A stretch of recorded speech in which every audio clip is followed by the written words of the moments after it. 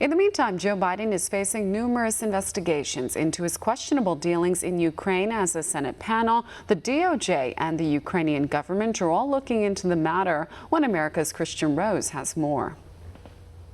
Were you investigating the Judiciary Committee? No, I think Ron Johnson's doing that. Senate Republicans are deepening their scrutiny of Joe and Hunter Biden's corruption in Ukraine amid the ongoing intake of evidence by the Justice Department. The effort is spearheaded by Senator Ron Johnson, who says the latest evidence, if proven true, is not looking good for Biden's presidential campaign. The senators say the probes into Biden's actions will prevent further spread of corruption in Washington. So we got about 2,800 pages of documents from the State Department, and a lot of those things are revealing the work and the pressure, the bullying tactics of a lobbying firm, Blue Star Strategies, that was employed by Burisma, that corrupt oil company that had Hunter Biden on its board.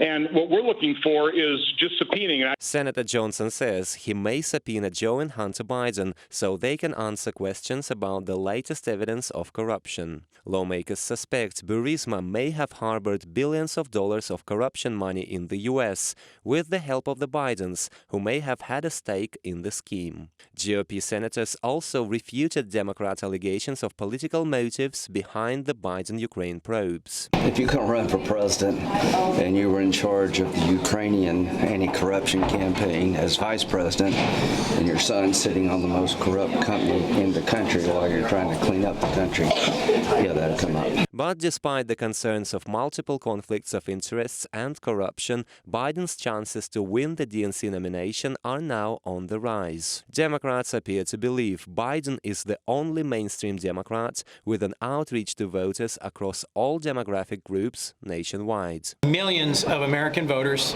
across more than a dozen states came home to supporting Joe Biden, someone they've known and someone who knows them. And yet Republicans point out Biden is now under a criminal investigation in Ukraine, which accuses him of extortion and unlawful political pressure to fire its prosecutor general back in 2016.